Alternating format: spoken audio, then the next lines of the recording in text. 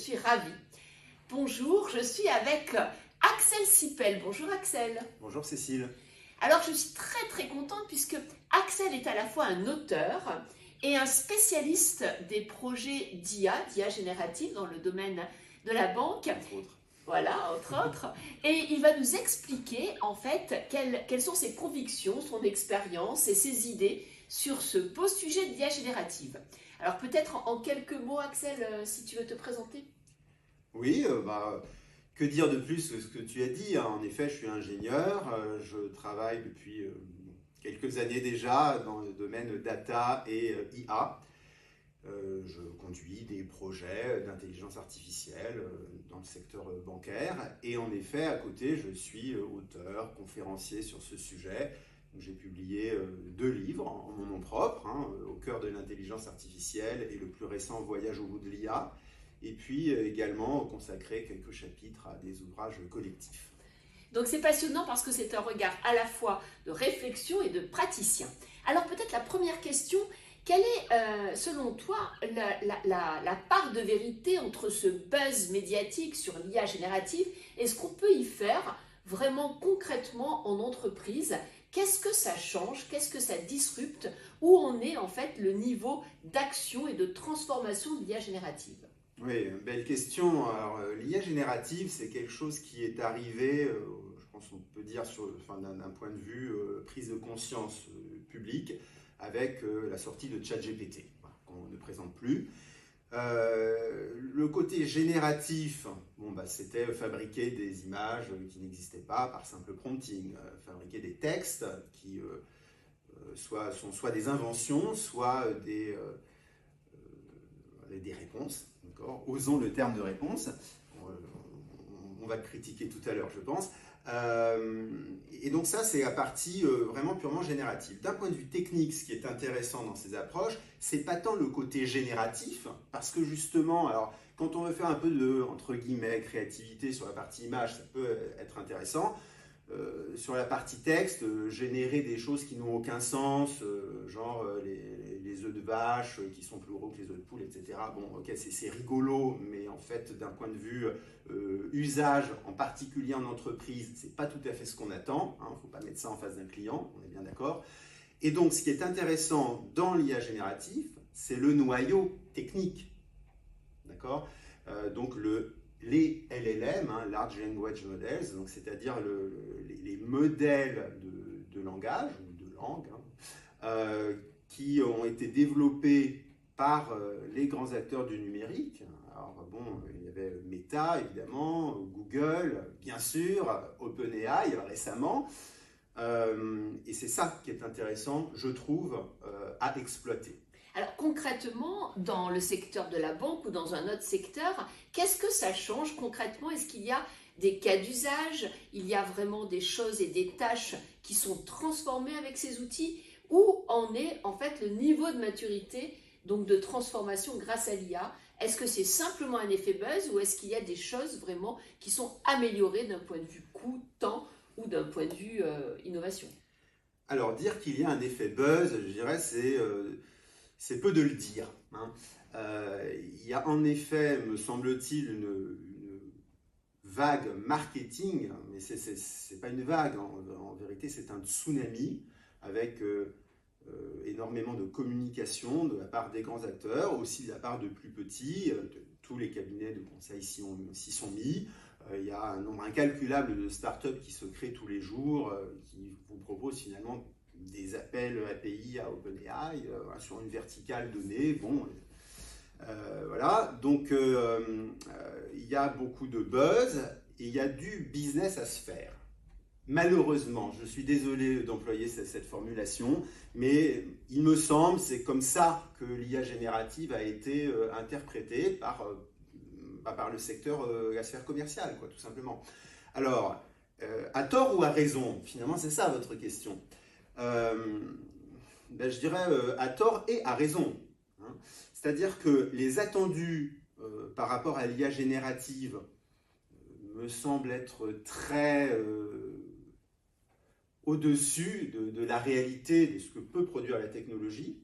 Mais à contrario, si vous avez un cas d'usage intéressants auxquels la technologie peut répondre parfaitement, bon bah là, vous faites de l'IA, c'est-à-dire que l'IA générative, avant toute chose, avant tout, c'est de l'IA, d'accord? Donc vous avez des données, vous avez développé un modèle.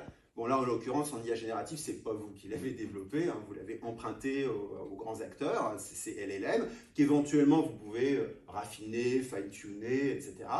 Et donc du coup, d'un point de vue concret, quelles sont les applications qu'on en dérive? Alors c'est en entreprise.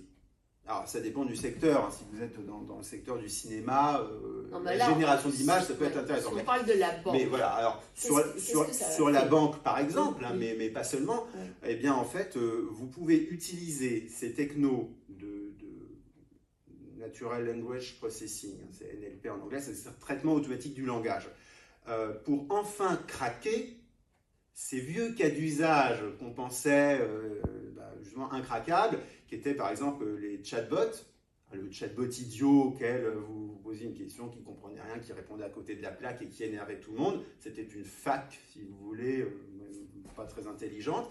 Là, enfin, on a un modèle de langage tellement grand, tellement performant, tellement développé, basé sur tant d'années de recherche et développement d'architecture, de deep learning et tout ça, que là, vous vous dites, ah mais de toute façon, il suffit de regarder ChatGPT, vous rentrez un truc, on voit bien, il y a une forme, hein, les guillemets c'est important, de compréhension.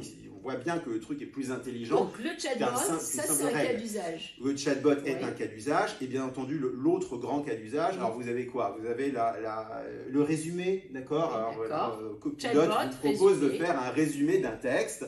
Alors comme ça, voilà, vous générez un texte à partir d'IA générative et puis tout de suite après, vous lui demandez de vous générer un résumé et vous revenez sur le bullet point qui avait servi à générer machin. Bon, ça ne sert pas à grand-chose.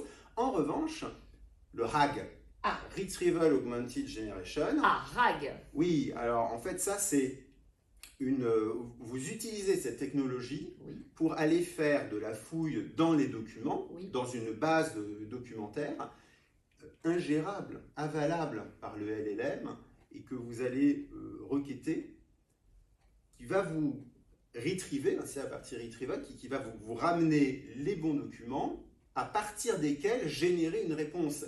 Et là, vous obtenez le vieux rêve du web sémantique, c'est-à-dire que vous posez une question à l'ordinateur et magiquement, l'ordinateur vous donne non pas une liste de documents ou de liens cliquables, mais il vous donne la réponse. La question c'est, est-elle vraie? Alors, ça c'est très intéressant parce qu'en fait, ces 3 cas d'usage nécessitent de prompter. Oui. Alors moi, j'aimerais ton point de vue sur le prompt. Est-ce qu'on doit tous apprendre à prompter de façon moyenne? Est-ce que ça sert à quelque chose ou est-ce qu'il vaut mieux demander à ChatGPT de prompter pour nous? Elle est tricky la question. Alors, déjà, le prompt, c'est la consigne qu'on va rentrer dans une IA dite générative. ChatGPT, Copilot, ce que vous voulez. Bon, je ne veux pas faire de la publicité, ils n'en ont pas besoin, les acteurs. Or, poser la bonne question, ça c'est vous. Ça c'est votre cerveau, c'est votre tête, c'est votre personnalité. Donc vous ne pouvez pas demander à une machine de vous remplacer. Du moins, ça serait un petit peu curieux.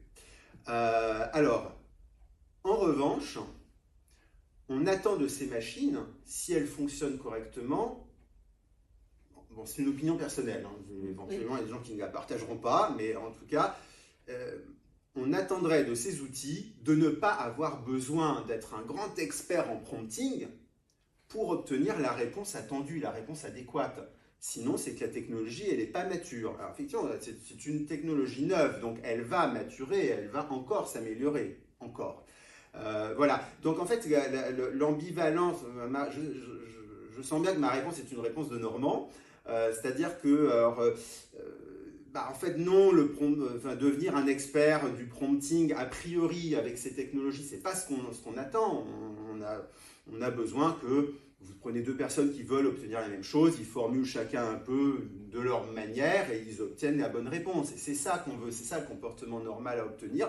En revanche, on ne peut pas se reposer sur une machine, parce que sinon, c'est un peu ce que je disais tout à l'heure, hein, ça tourne en boucle tout seul, il n'y a plus besoin de personne, ça sert juste à réchauffer l'atmosphère. Alors peut-être dernière question, c'est la question des métiers. Est-ce que dans le secteur bancaire, il y a des nouveaux métiers qui sont apparus avec l'IA générative? Est-ce qu'il y a des métiers qui ne servent plus à rien? Et quel est le futur en fait? Est-ce que ça va faire demain un secteur totalement différent avec, on a vu la numérisation de la banque, mais peut-être qu'on peut se dire qu'il va y avoir des banques augmentées demain. Comment on peut se positionner sur le futur des métiers? Alors, bon, je travaille dans le secteur bancaire, en effet, depuis un certain nombre d'années. Bon, maintenant, je ne le représente pas, hein, donc je peux faire part d'observations personnelles.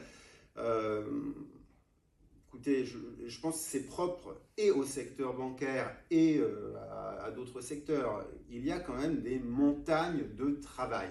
Donc, avant d'aller soit appauvrir les métiers, soit les faire disparaître, soit en créer, vous avez déjà des poches d'automatisation qui sont possibles, des poches où ça fait 25 ans qu'on attend un outil, et ça y est, enfin il y a un petit espoir de l'avoir, enfin. Donc de ce point de vue-là, moi je fais partie des personnes, c'est un peu ce que j'ai expliqué dans le chapitre qui en traite des aspects d'emploi, de travail, dans mon premier bouquin. Je fais partie des personnes qui considèrent qu'il y a beaucoup de travail, et donc avant d'attaquer, d'avoir rasé la montagne, voilà, il va se passer un petit peu de temps. Alors maintenant, sur la création des nouveaux emplois, alors c'est toujours l'approche schumpeterienne, hein, la destruction créatrice. Alors oui, l'automatisation va balayer, va éteindre des métiers, mais heureusement, des nouveaux vont être créés. Juste la théorie ne dit pas de combien, c'est quand même fort dommage. Alors, est-ce qu'il y a des métiers qui sont créés avec l'IA générative? L'IA générative me semble être plutôt, dans l'état actuel des technologies, une assistance. Alors, est-ce qu'une assistance vous change fondamentalement votre métier? Je ne sais pas. Tout à l'heure, je mentionnais les IA génératives d'images. Alors, quand vous travaillez dans le secteur de la création d'images, oui, là, je veux bien croire que ça ait un peu drastiquement changé votre métier, voire que ça ait les supprimé. Hein, on est un petit peu comme vous savez, le passage à l'automobile. Alors, bon, les cochers, c'est un peu compliqué. Donc, par contre, ils sont devenus conducteurs de voitures. Bon, donc ça, c'est pour Schumpeter. Maintenant, contre lui, let's see. Merci beaucoup Axel. Alors on retiendra au moins 3 idées. La première idée, c'est intéressant, c'est qu'en fait Axel nous explique qu'il y a 3 cas d'usage fondamentaux qu'il a pu voir dans son secteur d'activité avec l'IA générative. Alors il y a d'abord le chatbot qui est beaucoup plus agréable et en tout cas ergonomique avec le langage naturel. Il y a ensuite tout ce qui est autour du texte, le résumé ou peut-être la synthèse, et parfois il nous dit même ce qu'on a à faire, donc c'est assez intéressant, mais bon, est-ce que c'est indispensable, est-ce que c'est pas gadget? Et troisième usage, c'est le RAG, où vous mettez en fait toutes vos datas et ça permet d'avoir des réponses par rapport à vos propres données et ça aide énormément alors que les entreprises ont accumulé et des processus et des datas depuis des années avec la numérisation et là on arrive à des sommets, ça permet d'avoir un peu de clairvoyance dans cette montagne d'informations. Ça c'était pour la première idée. La deuxième idée, c'est l'idée de la maturité des usages.